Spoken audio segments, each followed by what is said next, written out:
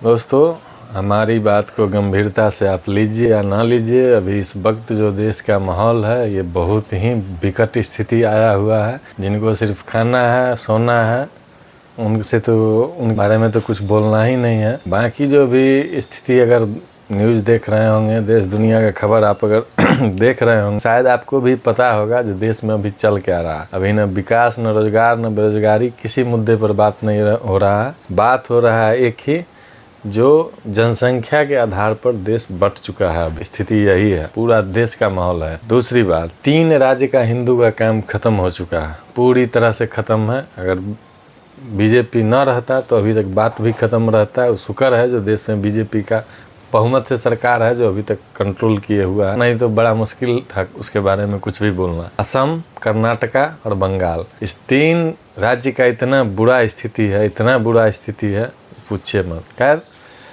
कुल मिला के हमारा कहने का मतलब ये है, जो अब सभी लोग जो जहाँ हैं, जिस पद पे हैं, जहाँ हैं, गांव में हैं, किसानी कर रहे हैं, वहीं से आपको अब अलर्ट होने का ज़रूरत है। कारण जो स्थिति देश में बना हुआ है, अगर कश्मीर जैसा हालात बंगाल में हो ही गया, कर्नाटका में हो ही रहा है, ऐसा कुछ नहीं अब दलील दिया जा सकता है जो कश्मीर में हुआ यहाँ नहीं हो। सेम दशा है बंगाल में भी, कश्मीर से बदतर स्थिति है कर्नाटका में। अभी आपको पता है कि नहीं, अभी जांच चल रहा था कुछ, तो उसी दरमियान पता चला कि जो कर्नाटका में बिहार से, कुछ उत्तर प्रदेश से कुछ बच्चा को किडनैप किया गया था। उसमें 600-700 के बच्चा की संख्या था टोटल।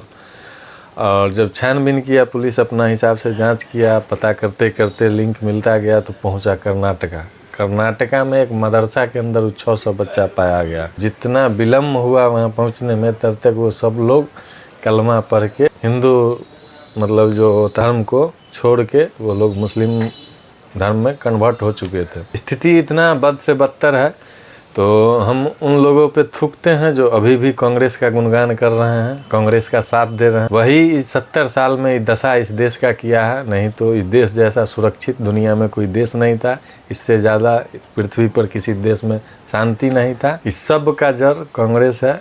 सोच के देखिए, जो गोरा चेहरा से आज़ाद करवाने के लिए हमारा पूरा देश का लोग एक हो गया था, आज उसी गोरा चेहरा को अंग्रेज फिर हैंड ओवर करके देश को गया। राहुल गांधी हो, सोनिया गांधी हो, इंदिरा गांधी हो, ये सब है तो हिंदुस्तान का नाम लेके, जब हिंदू है हिंदुस्तान में, लेकिन ये लोग काम क्या किए हैं 70 साल में वो आपके सामने है। और हिंदू के पक्ष में काम किए हैं या किस धर्म के पक्ष में काम किए हैं, ये हमको बताने का ज़रूरत नहीं है। आप समझ सकते हैं स्थिति कितना खराब है। जागरूक होइएगा, सरकार के मन में भी डर आएगा, वो किसी के पक्षपात फैसला नहीं लेगा, वो जो उचित फैसला है वही ले।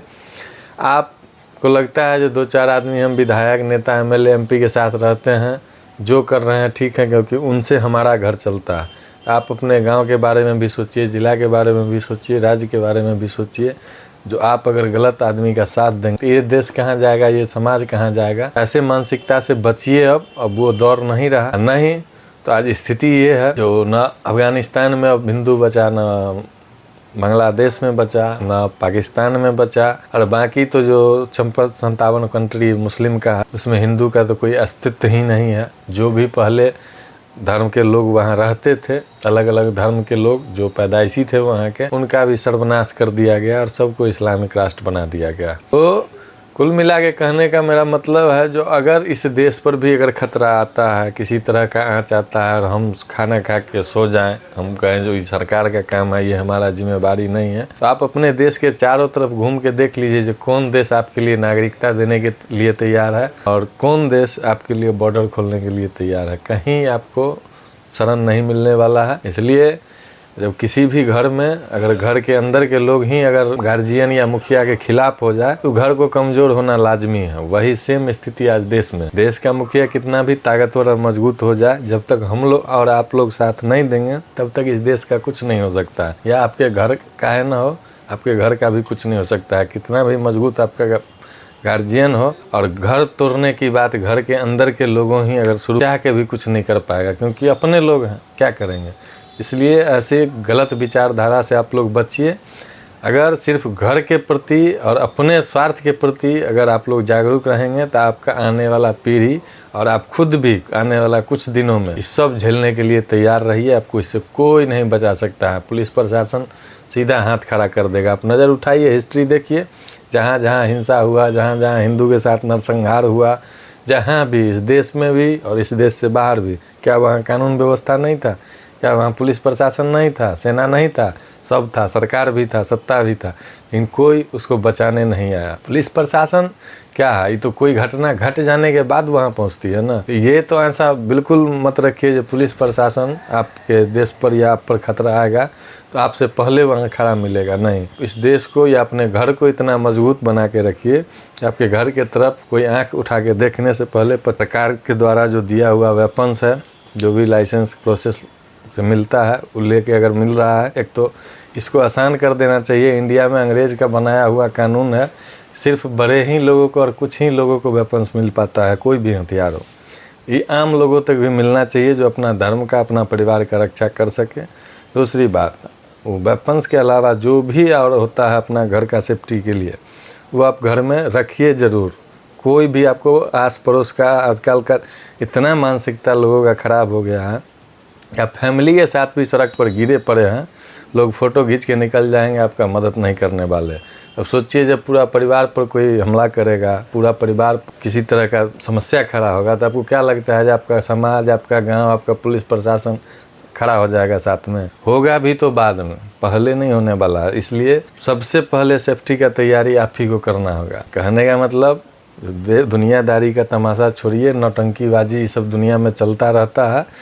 जो भी जिम्मेवार लोग हैं, गैर जिम्मेवार लोगों तक हम कोशिश करते हैं ये वीडियो भी जरा भी देश के प्रति, घर के प्रति, अगले पीढ़ी के प्रति जिम्मेदारी लेना चाहते हैं, वो इस वीडियो को लाइक शेयर ज़रूर करें, कमेंट करें, अपना राय दें और सतर्क रहें, सावधान रहें। अगर अब 2-4-5 साल अगर ऐसे ही सोए रह गया सारा इस देश का हिंदू, तो यकीन मानिए इस दुनिया में कहीं न छिपने का जगह मिलेगा, न किसी मुल्क में शरण मिलेगा। अब कितना, अब 2-4 टुकड़ा और देश का हो जाएगा, फिर बचा कहाँ देश? इसलिए जो हो गया हो गया, अब कुछ नहीं होने वाला है, ये मान के हम लोग को इस देश में वही लोगों को सपोर्ट करना है तो इस देश के हित में काम करे। जो इस देश के खिलाफ काम करे, वो हमारा रिश्तेदार हो, क्लोज हो, भाई हो, पटीदार हो, किसी का साथ नहीं देना। जब तक इस तरह का सोच हम लोग नहीं बनाएंगे, चंद पैसों, दारू, मुर्गा, चिकन के कारण गलत लोगों का साथ देंगे, हम लोग को यकीन मानिए कोई बचाने वाला नहीं होगा। उसका जीता जागता उदाहरण लालू जी बिहार में करके दिखा दिए हैं। जब गलत आदमी के हाथ में सत्ता जाता है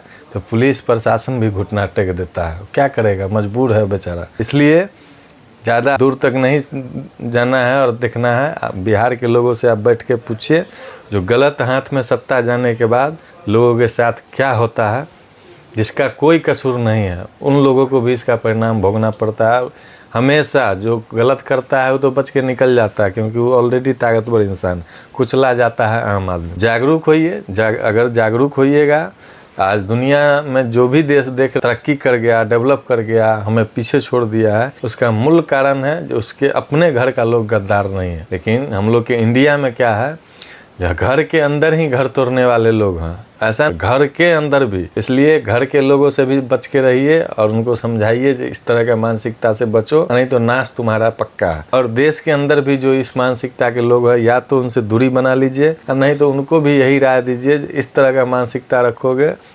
तो फिर इस देश में तुम्हारे लिए जगह नहीं है। और अभी वर्तमान का जो सरकार है वो देश के पक्ष में ही काम कर रहा है।